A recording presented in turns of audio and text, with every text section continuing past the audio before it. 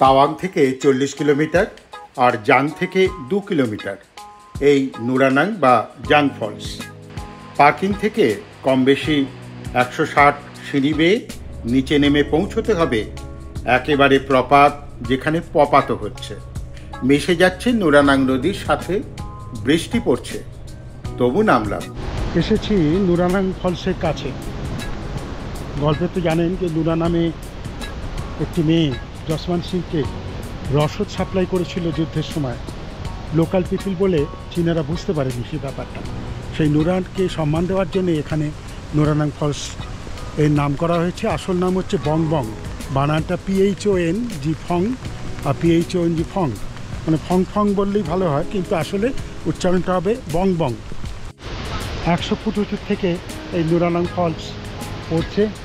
অসাধারণ দৃশ্য, অসাধারণ। এই যে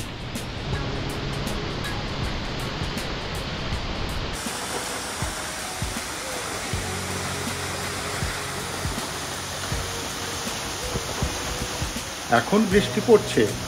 বৃষ্টি কেটে যাওয়ার পরে রোদ উঠলে এই ফলসের জলবিন্দুর ওপর ভর করে রামধনু তৈরি হবে, কিন্তু আমরা ততক্ষণে অনেক দূরে চলে যাব।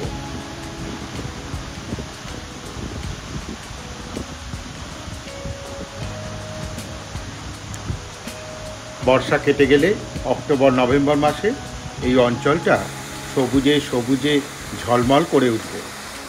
এখনই তো কেমন রোমান্টিক হয়ে আছে চারপাশ।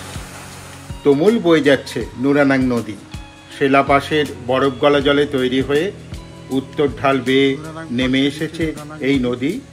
তারা আছে বেশ, পৌঁছতে হবে তাওয়াং নদীর কাছে। তারপর ছুটি, কাজ শেষ। শেষবারের মতো সুন্দর দৃশ্যটায় চোখ বুলিয়ে নিয়ে ফিরে চললাম বাসের দিকে। বাস চলল তাওয়াং শহরের পথে। সেখানে অপেক্ষা করছে অনেক অনেক রহস্য। বুমলা পাস,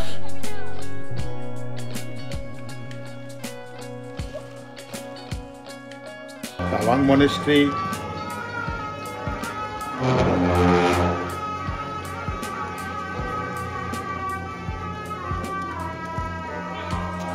হ্যাঁ ধরো, ধরে লম্বা লম্বা পা ফেলে এসো। আনি গুম্ফা, আরও কত কি। একটা লাইক, বন্ধু বান্ধবকে শেয়ার আর সাবস্ক্রাইব, ব্যাস সামান্য কাজ। পারবেন না? ভালো থাকবেন, ধন্যবাদ।